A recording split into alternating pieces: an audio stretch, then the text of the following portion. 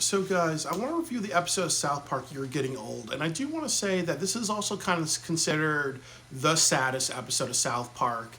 And also, it's a very strong meta episode. And then also, the other thing, too, is that I think that they may say Kenny Dies is the saddest episode, but I do think that this one's the saddest episode. Like, I think, like, honestly, when you hear Landslide playing, it's definitely a episode that brings up a lot of different emotions. There are films like Midnight Cowboy that's always kind of about how we're all getting older. Things change, things do die that we like. Obviously television shows go away, or obviously relationships and other things do die, and we don't like that. But that's part of life. Is that it can make us, very, very sad and depressed because things go away. Like I remember, like I had a professor in college, and he talked about like how in the past like 2 months of his life he went to like 8 or 9 different funerals, and it was a lot of older people. So obviously, um, it's it's heavy, but life does change. And I also like this episode because it's a two-parter. So this episode then Asperger's. So this is kind of like the downer episode, and the other one's kind of like the upper. With the theme about getting older and change and not liking the changes that happen, and then also the episode Asperger's, which precedes it, which is kind of about be hopeful about being in a changing world, versus being visceral. And in this episode, it starts out at Stan's like birthday party, and he's 10 years old. So this is kind of very reminiscent of South Park because South Park started in the early '90s with the Jesus and Frosty, and I believe it was like a project they did in college. So they were in college in the early '90s. So technically, if you look at it, they were almost. I think they came out on television in 1997. So this episode was like 2000, was in the late 2000s. So they were close to a 15-year anniversary.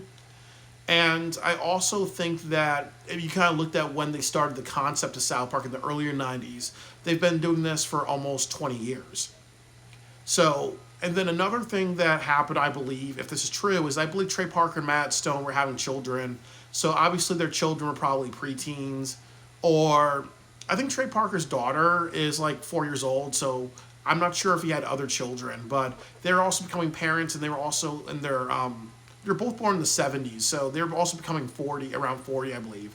So definitely, like the birthday of Stan kind of represents a lot of personal changes for Trey Parker and Matt Stone. That the anniversary of the show, thinking about where the show is going to go to, looking at the world, and just seeing a lot of just like rehashing of old ideas because people can't come up with new ideas, like nostalgia boom. Like definitely in 2000, in the late 2000s, there was like that '80s boom. You look at shows like Regular Show, and they're all about the '80s. So there's always like this cry for nostalgia almost, and so that's kind of what the age of Stan represents. And then also like he listens to Tween Wave, and I've not listened to any like Tween Wave, but I can kind of say like when you look at music, it's definitely not as good as it was decades ago. Like a lot of people will say, like something you look at rap music and the mumble rap thing. That's not good as the stuff in like the '80s, where it was more like cerebral. Like and other things like that. So definitely people can have different tastes, but also it's definitely true, and most people don't accept that music was better and was more thought out generations ago. It was not as commercial. Same thing with films and other things like that. Like films are more about making money nowadays. It's more about commercialism. But back in like you know, the 20s, 30s, 40s, 50s, 60s, and 70s, it was more about making a piece of art. And some people have that. Some people really have that idea nowadays, but it's more about commercialism. So that's the whole tween wave thing. And then also too that there are younger people who are really into tween wave. So it could be just that every generation's into something really different. And then there are people like Randy who's like, I'm going to be intentionally in it, and like it because I don't want to like accept that I'm turning older. And then also there are people like the South Park kids who don't know things like the Police and other bands, so they don't know what good music or how to judge good quality. And then also maybe it's the thing about the older South Park parents is that they don't realize that there's that taste and styles of music do change. So obviously someone like Marvin Gaye may not be approachable to a mass nowadays. But then the other thing too is that there are people who are, you know, that are young nowadays, you know, who are teenagers who will love stuff from the 1930s, who will love stuff from, you know, like from the 1970s or the 50s. That's just a stereotype to say, okay, well, younger generations only like stuff that are nowadays. And then there's also that thing too, like some people may say music is crap nowadays, but there are some songs and there's things that people do like, you know, that are being created nowadays. You know, a lot of J-pop music is created nowadays, even though that was popular in the 2000s and the 2010s. But I like J-pop and stuff that's coming out nowadays. So I don't have that stereotype of, okay, well, everything was better in my time, which was like the late 80s, the 90s, and the 2000s. You know, I don't live in that time capsule. You know, so. And it's important not to live in a time capsule and be open to different things instead of just saying, okay, maybe there might be something to it. I'm not going to consider it shit. But it's kind of like kind of funny because a lot of people have ignorance over music, and how music has changed. You know, and then also too, what happens is that Randy decides to exploit. He decides to exploit, you know, Teen Wave because he's a musician and also Stan knows music as well. Genius musician runs in their family, so he starts his own Teen Wave band where he's intentionally just shitting his britches, and that's kind of played for humor, but it's also kind of played to set up the end of the episode where Sharon and Randy get a divorce, and then it puts Stan in a cycle of depression, and that's kind of like a metaphor for two things, like how parents can be inconsiderate of their children. When people think about breaking up, they don't always think about the best of their children. They don't think about the depression and other things. And then also just how, we are forced into change. And usually what forces our change is when we're children are our parents. But also you're kind of seeing Stan liking Teen Wave, and then he starts hearing shit in his ears, then everything just turns to shit to him. And that's kind of like a metaphor for a bunch of things, that as people get older, they kind of like may say, okay, things are not as good as it was in the past. The other thing too is that they're just generally nihilistic people. And then there's also just people who have a lot of awareness. They do understand that definitely there's a lot of mediocrity. You look at how a lot of people talk about Disney and how they ruin things, or you look at Disney and how they kind of repeat old movies, like Little Mermaid, Lion King, and they do their own takes on it. Sometimes cynicism is appropriate, or you kind of can be very perspective and be a film reviewer and be like, okay, well, you see all these you see Steven Spielberg do West Side Stories. Do we need another West Side Story? You see Oprah doing The Color Purple. Do we really need another Color Purple? And it seems like they're vanity projects, instead of just being like, okay, well, it's done, leave it in the past type of thing, So I do kind of think that, or there's this talk about Stanley Kubrick,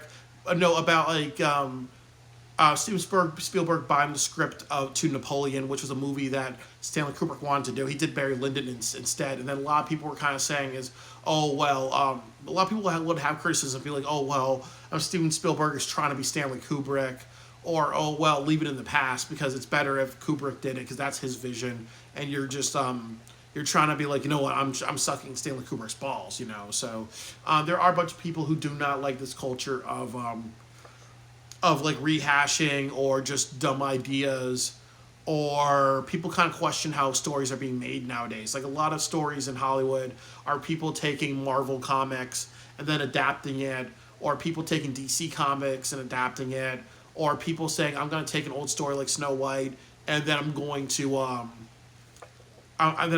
just and then I'm going to like put a chick in it and make it gay and other things like that. And then also you kind of look at people like Adam Sandler, or even The Rock and other people who are just there for a paycheck. So they're always going to do movies and ideas and then they're always going to do films that are just more about making money than actual quality and whatever. And I also kind of think that there's two things that honestly Stan sees everything as shit. It's done for two plays. It's done to be ridiculous. It's also done to be a gross out thing. It's also kind of done to kind of push the envelope at South Park, because obviously showing defecation, that's something that they've done in the first season, but this episode's kind of very into it.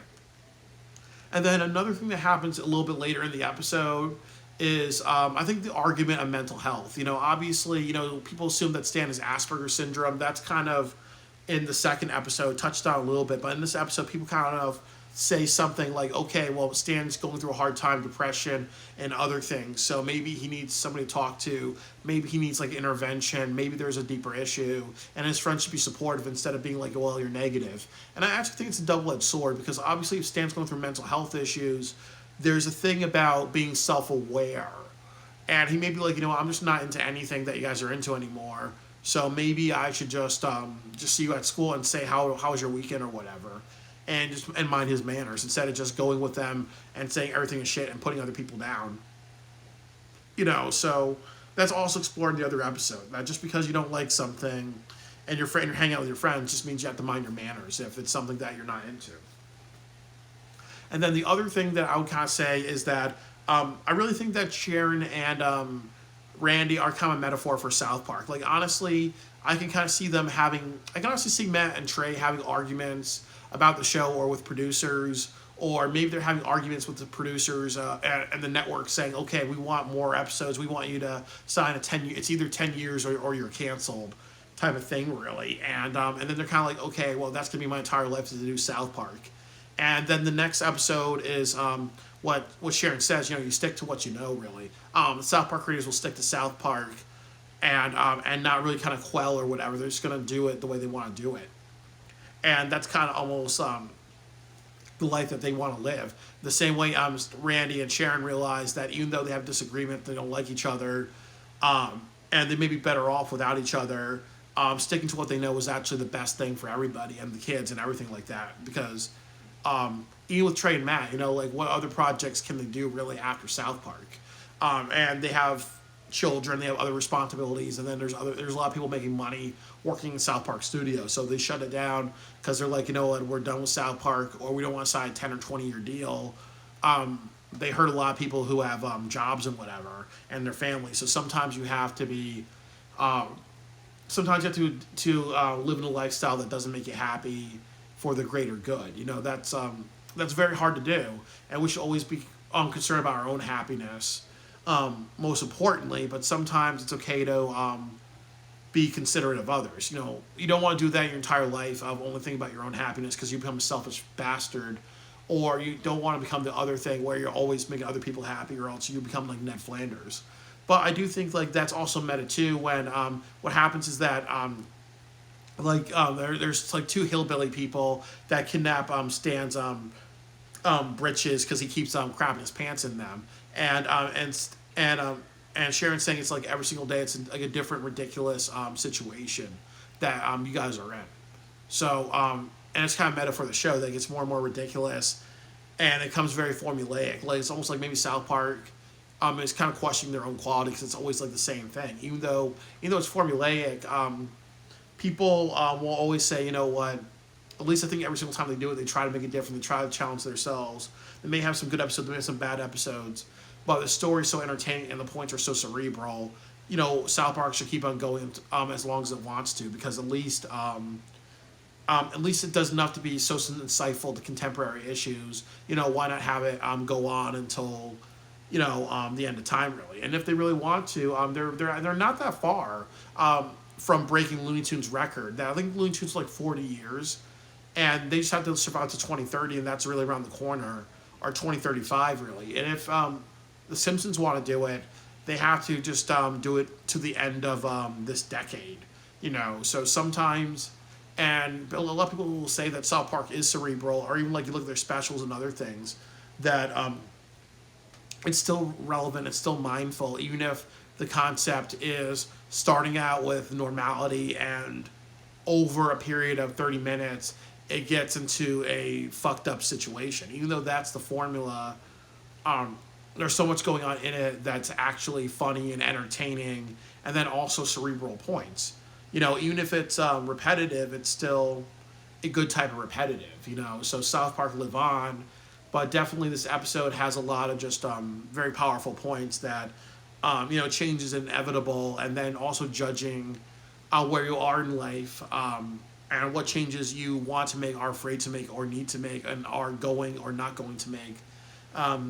Those are always some sad and painful things, but we have to move forward if we believe it's best, and we have to stay the same if we believe it's best.